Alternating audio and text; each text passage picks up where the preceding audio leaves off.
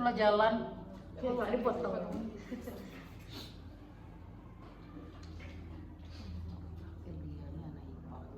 IPS memang.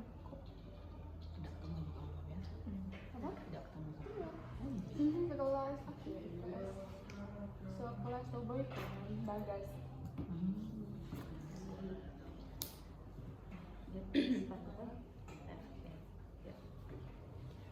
Oke, assalamualaikum warahmatullahi wabarakatuh, ma'am. Waalaikumsalam warahmatullahi wabarakatuh. Good morning and how are you, ma'am? Just so. There are so many activities that must do, so just so. Okay. So we are from University of Bengkulu, ma'am, and we are also from English Education Study Program. And you know, we want to be a teacher like you, so we want to ask about your experience in teaching. Yes. Okay, the first question maybe I want to ask you about you. Can you tell us about your educational background and what inspired you to become an English teacher? Bisa kami memberitahu kami tentang latar belakang pendidikan ma'am dan apa yang menginspirasi ma'am untuk akhirnya memilih menjadi guru bahasa Inggris? Okay, if talking about the motivation or maybe inspired, it's because from my parents. Yeah. And my background knowledge is exactly I'm not teacher. Saya bukan guru sih. Saya dulu ambil akta 4 amatan sastra Inggris. Tapi saya happy kok sekarang jadi guru. Yeah. So yeah, my educational background is literature, right? Yes. Literature, English literature. So my inspire is my parents. Okay. How do you engage students who may not be interested in learning English, ma'am? Bagaimana ma'am bisa melibatkan siswa yang mungkin tidak tertarik sama sekali dalam bahasa Inggris gitu? To make my student love English, Yeah. Be the first time I will be a good person. So every student look at me, they feel enjoy. So Yeah. Pertama enjoy dulu ya. Kalau dia udah enjoy, udah ngerasa nyaman sama kita, insya Allah mereka juga udah mulai menjadi motivasi. Pengikatan pertama gitu ya, kesan pertama, first impression ya. Jadi dengan dia nyaman, dengan dia melihat wah memang ini asik gitu ya. Terus itu saya pernah dulu ya menerapkan jadi guru yang agak strict, agak garam gitu ya. Tapi kayaknya menciptakan jurang ya. So I am changing di profesional ya, bukan profit atau good ya, maksudnya itu jadi guru yang easy going gitu, nggak yang nanti saya jelaskan ada di pertanyaan lain. Jadi maksudnya itu jadi guru yang Chill. bisa gitu ya, chill ya. Jadi so if we be someone that they are happy if meet me gitu ya. Yeah. So they will be enak nih ketemu mem gitu. Jadi orang yang gimana ngomong itu Dinda tuh, mem ngomongnya gimana tuh, jadi orangnya anak-anak tuh belajar sama mem ini. Jadi itu dulu awalnya biar anak-anak ini suka gitu ya. Untuk mereka ya first impression ya gitu. Jadi ya jadi enggak mem ini tidak ganas, tidak yang ini lah gitu. Tapi nanti taringnya keluar juga gitu ya. Yeah. Itu taring itu bakal keluar tapi nanti ketika mereka tidak following the rule gitu ya. Terus itu kalau awal-awalnya enggak juga tuh, maksudnya itu jadi ketika ketemu mereka juga mikirnya. Tapi kalian juga tahu kan, ketika kita mau masuk jam pelajaran apa gitu, ketika enak gurunya pasti kan nggak suka kan. Iya. Terus nak nengok gurunya cuma malas gitu ya. So itu first impression it's important thing. Okay. Gitu aja. Next question, ma'am. What teaching method do you find most effective for improving students' writing skill? To improve writing ya, Yeah. student skill it's maybe field trip or real fact. Jadi gini, misalnya mau buat saya ke ini aja ya, descriptive text. So if we want to we learn about descriptive text. So we must describe about something, right? Yes.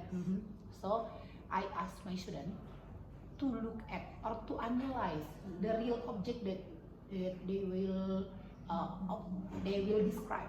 Jadi mereka tuh nggak gitu. Descriptive, kebetulan di kelas 11 itu ada descriptive text itu place. So I ask my student to go to tourism like Subang, Tebing Suban or anything else yang mereka mau gitu ya, yang sesuai dengan budget mereka. So mereka foto di sana. Sambil mereka perhatiin, mereka juga take picture gitu ya. Terus setelah itu mereka menuliskan bagaimana penggambaran. So, belajar deskriptif kan, deskriptif itu menggambarkan sesuatu. Jadi mereka lihat itu real objeknya, ya mereka jadi bisa real object atau field trip ya, perjalanan yang sebenarnya. Terus mereka tuangkan itu ke tulisan.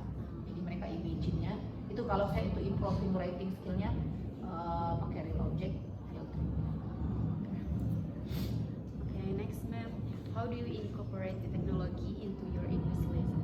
Technology. So like usual, I believe that all the student, all the teacher, so have to use PowerPoint, video in YouTube, and quizzes. Right now we always use quizzes for our daily tests. The quizzes and apa lagi ya? Tentang yang baru di Word itu ya apa? Game-game gitu ya, so, itu apalagi tapi all of them itu tetap dengan menggunakan PowerPoint Infocus gitu kayak gitu ya, tetap semuanya itu tetap menggunakan media Infocus, PowerPoint dan Wi-Fi gitu ya. Untuk medianya ada tadi kan, ada YouTube, terus quizzes for daily test, So students can bring the phone in the classroom. yeah, class. Right now they can use the mobile phone in all the place in our school because of our school is Indibis ya Pak ya, yang terbaru ya Pak ya. Dari Indibis in our school, so they can online but still following by teachers rule. Okay. The next question, ma'am. Can you share an example of successful lesson or unit you've taught? Because I generally teach in 12 language, jadi dua itu apa tuh dari dulu deh yang ngajar dulu bahasa Inggris. Jadi yang saya ngerasa mereka tuh ngerti itu di cause effect, yaitu di chapter 1 semester 1 ya kalau chapter 1 gitu ya, chapter 1 because of in cause effect using sebab akibat, jadi kan agak lumayan bukan mudah sih, maksudnya sering dipakai daily ya, daily. So itu pasti digunain ketika umum. Jadi cause effect itu mereka juga sering pakai. Jadi saya ngerasanya itu yang menempel kayak sama anak-anak ya. Cause effect kan tidak bersifat analisa kan. Kalau materi yang lain kan mereka menganalisa kalimat, menganalisa kata-kata gitu. So kalau yang cause effect itu enggak cuma make sentence using so that such that because apa inspire of gitu ya. So I believe that cause effect. Because based our experience too, cause effect is still yeah. Maybe next question. Okay, next question, ma'am. Yeah. How do you assess student progress and understanding in your classes? When I give the assignment or test, and all my students can answer the question correctly or maybe not all ya, maybe around 70 or 80%. So it means it's success. Yeah, we come from the assignment and the test, daily test. Question, what strategies do you use to support students with varying levels of English proficiency? Okay, to support ya, support student yang beragam. Right, yang lagi hot sekarang kan pembelajaran berdiferensiasi. Pernah dengar nggak? So, jadi pembelajaran berdiferensiasi, so maybe full Indonesia ini karena mau jelasin ya, jadi kalau nggak takut. Jadi saya sekarang itu menggunakan pembelajaran berdiferensiasi untuk memenuhi kebutuhan kebutuhan ya, benar kebutuhan atau apa namanya itu ya, kebutuhan murid gitu ya. Jadi terus tuh ininya juga kan ada tuh anak-anak tuh ada yang audio, ada yang kinestetik apa segala macam, ada yang visual. Jadi Jadi itu terjawab di diferensiasi. Jadi misalnya kayak proyek nih, ngerjain proyek, jadi saya cenderung ke pembelajaran berdiferensiasi itu ya, ketika misal di awal pembelajaran memberikan konten ya, itu kan ada diferensiasi itu ada 3 kan, konten, proses, sama produk gitu ya. So untuk anak-anak yang lebih menyukai kayak anak visual itu kan dia lebih suka nonton ya. Jadi saya siapin 3, ada video, ada juga artikel gitu. Terus ada artikel juga, terus juga ada bahan bacaan. So all of them I share it in their group ya, saya bagiin ke grup mereka gitu ya. Jadi mereka punya apa tuh referensi berbeda. Terus saya dilakuin mereka, kalau misalnya mereka cuma pengen lihat video ada, terus kalau mereka pengen baca sudah ada gitu. Terus itu dari yang belajar dan produk yang mereka hasilkan gitu. Jadi produk yang mereka hasilkan, misalnya mereka nyamannya cuma di voice note gitu ya. Nah, jadi mereka kirimnya voice note ke saya hasil dari asking giving information. Kan kayak yang di kelas 12 tuh generally teach about asking giving information kan, ngajarin tentang asking giving information, tapi terkaitnya berbeda-beda. Ada yang terkait dengan cause effect, ada yang terkait dengan frase kata benda, ada yang terkait dengan conditional, ada juga di circumstance. Jadi kan induknya itu kan asking giving information, jadi percakapan gitu. Jadi setiap itu tuh projectnya tuh rata-rata saya minta buat percakapan tapi ada itunya gitu kan.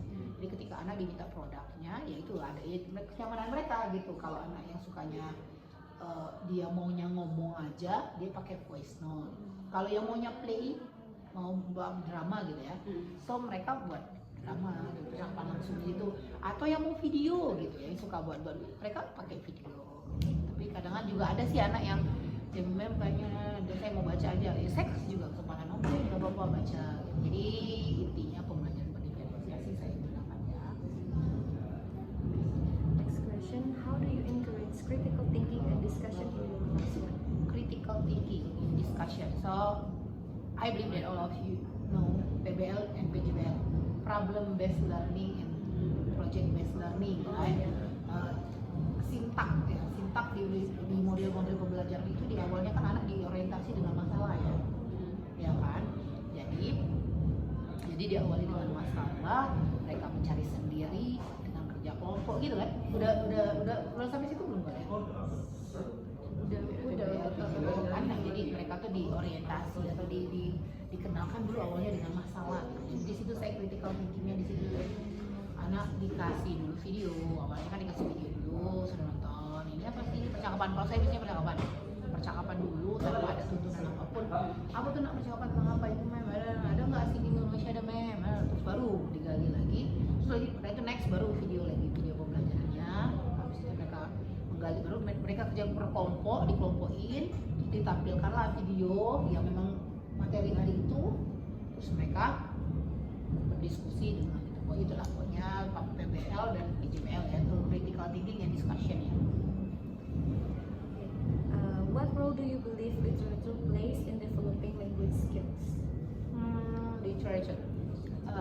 Because of in this part ya, we study about how to make good sentence. It's really good sentence using the grammar and all the rules. Kalau menurut saya sih memang sastra ini mengatur ya gimana kita menulis sebuah kalimat yang bagus. Saya kalau dulu waktu kuliah saya tuh cenderungnya ke play ya, ke drama. Saya kan kuliah sastra Inggris ya, jadi nggak begitu. Tapi setelah saya terjun ke dunia keguruan ini, materi di sastra dan bahasa Inggris wajib tuh lebih menyenangkan itu di sastra. Karena di situ diatur gimana caranya ngomong itu yang bagus, buat kalimat cause effect itu yang bagus, bukan hanya pakai because gitu kan. There are so many word that can conduct our sentence about cause and effect, misalnya pakai such that, so that, dan such that. Jadi maksud saya itu, jadi literatur ini mengatur, membuat bahasa Inggris kita tuh menjadi lebih keren gitu. So we don't use the general word gitu ya. So we can use another the like, so that, such that. Terus ada lagi non modifiernya nggak boleh belajar itu gitu kan. So buat apa kata benda yang tidak biasa itu kan literatur belajarnya kan bahasa itu. Jadi kata bendanya tidak biasa kita tambahin dengan apa gitu. Okay, next question ma'am. Yes. How do you handle class classroom management and maintain a positive learning environment? To make our lesson be positive ya. Yeah. I never labeling my student. You know, labeling. Yeah. But I never think that dia nakal. No. In my mind, all my student is a we like a student, like a usual student. So after that, if they are make a fault, maybe kalau mereka udah melawan baru nggak labeling juga sih, tapi tetap dibina. Tapi saya dari awal itu udah tidak melabeling anak-anak juga, tidak oh ini anak nakal gitu ya. Terus dengan masuk ke kelas dengan senyum,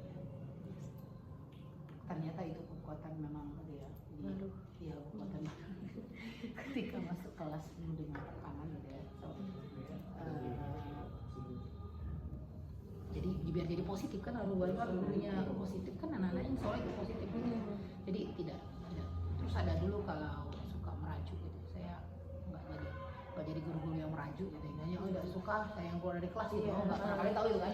So, saya nggak pernah legalin anak, nggak pakai merajuk gitu. Terus berusaha masuk kelas itu dengan aura positif, dengan senyum gitu ya. Insya Allah itu pertama kali berangkat sampai nanti berakhir dunia. And ma'am always give us motivation in class. Yeah. I remember it. Oh, so ya. Yeah. It's a positive. It's the number about our Yeah. motivation. Jadi saya tuh bawa aura positif ke kelasnya gitu. Jadi anak jadi guru yang tidak suka labeling anak gitu ya. Jadi anak itu nakal atau bagaimana atau punya masing-masing. Tambah sekarang udah belajar lagi, ternyata emang benar-benar gitu nggak boleh gitu ya. Saya menyamaratakan anak yang nggak yang jadi kau nakal gitu ya. Ya. Yes. Can you discuss your approach to teaching grammar and vocabulary? Jadi Grammar.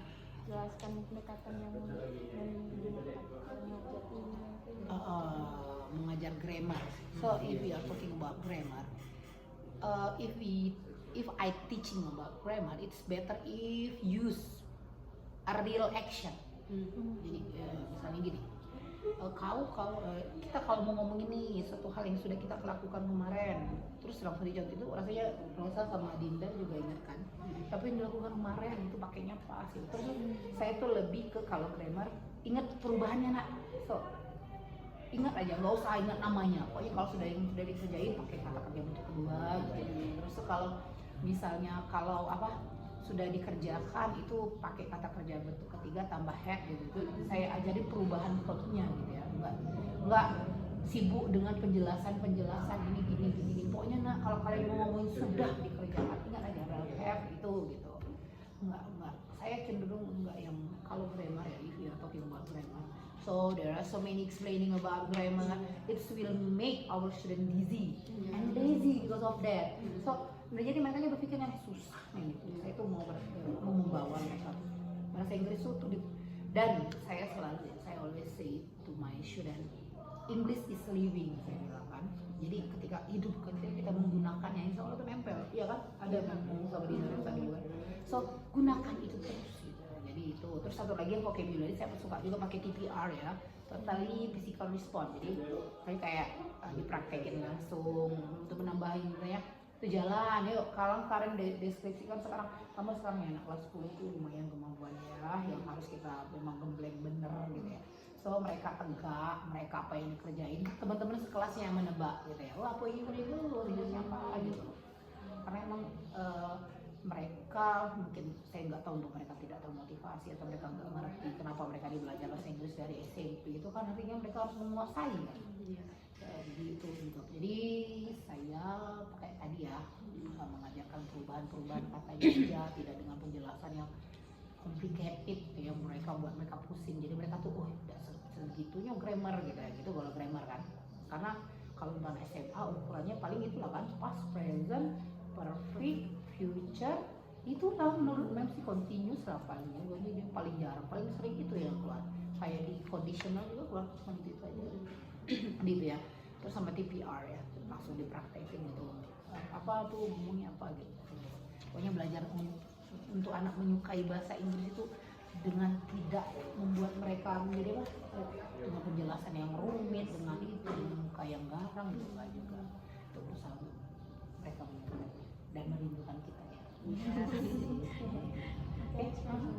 how do you prepare students for standardized tests such as TOEFL or SAT? Every material that I have teach ya, so I related in TOEFL. Kayak kemarin baru nih proses belajar conditional ya. Conditional tuh di TOEFL ada masalah conditional sama non modifier. Kemarin tuh ngajarin non modifier kan pada perubahan. Itu memang menghubungkan gitu. Nah, ini kayak bakal muncul pas kamu tes TOEFL ini terus hanya lagi listening, tolong telinganya itu. Kalau listening jarang sekarang nih karena paling ya, listeningnya tuh nggak yang kayak pakai headset gitu kan, karena emang bahasa lagi nggak ada gitu kan, lagi diperbaiki. Paling listeningnya tuh lagu, dengerin lagu, tebak-tebak kayak gitu kan, karena udah. Jadi saya hubungkan materi ini dia nak buat kesini, gitu, jangan lupa. Itu memperkenalkan TOEFL-nya ya, terus sambil itu juga di ada listeningnya tuh, kayak gitu ya. Jadi, What are some challenges you face as an English teacher and how did you overcome them? Tantangan apa aja yang sering menghadapi sebagai seorang bahasa Inggris dan cara memang menghadapi? tantangan yang saya hadapi itu lack of motivation ya of my student. Nah, itu terus tantangan mereka tuh they don't know how important English is. Ya itu tugas saya, jadi sambil itulah saya makanya saya bilang tadi saya pengen masuk kelas dengan anak, jadi kesan yang anak nih udah belajar sama mem kan, kadang saya nggak usah ngomongin orang sih, saya dulu juga SMA kadang kan